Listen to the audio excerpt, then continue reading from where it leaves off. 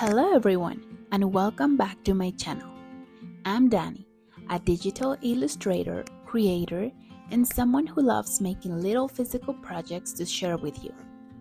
I like to keep things cozy here and show you the full creative process from idea to finished piece. I'm so happy you're here. Today's video is a very special one. I made a Christmas gift for my husband just before the holidays, and I want to share the whole DTF stamping process with you. The design reads Twin Dad Established 2025. That will go on the chest, and each sleeve will have one of our baby's names. It was a sweet surprise, and I hope this video gives you ideas and confidence to try DTF at home. Oh, before we start, quick note about the hoodie I'm wearing. I actually drew this design myself and I stamped it once already, but when I cleaned my laptop last year, I accidentally lost that footage. I was so disappointed, but I'm grateful for this new chance to film the whole process again and share every step with you, so you will see the full DTF process in this video. Before we begin, I'll quickly show you the materials I used. A hoodie that is 90% cotton, DTF transfer printed on film,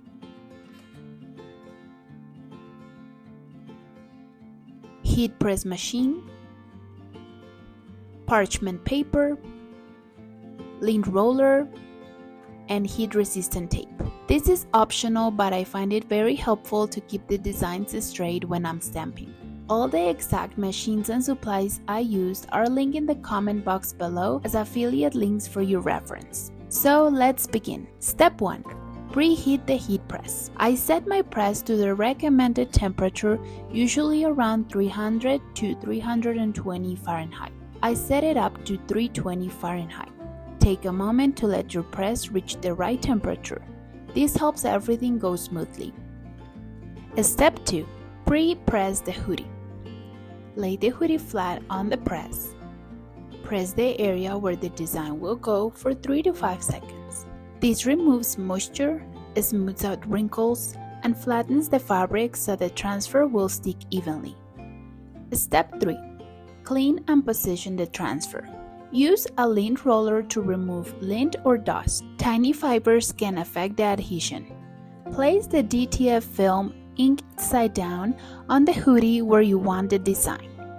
For my chest piece, I center it carefully. Heat-resistant tape can help keep the film from shifting if you need it. Step 4. First press. Cover the transfer and surrounding area with parchment paper or a Teflon sheet. Press at the recommended temperature and medium firm pressure for 10 to 15 seconds. Since this is an automatic press heat, I don't have to measure the pressure.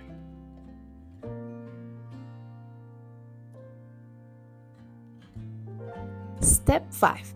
Peeling the film. Peel slowly at a 180 degrees angle. If any part of the design leaves, lay the film back down and press for a few more seconds. This part is very important. Most DTF films need a cold peel.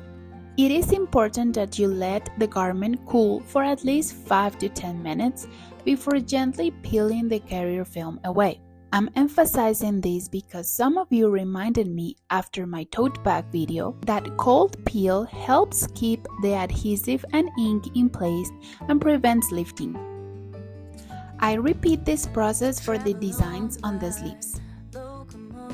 I measure the placement so that the names sit nicely near the cuff, and when my husband is wearing the hoodie, he can read the names.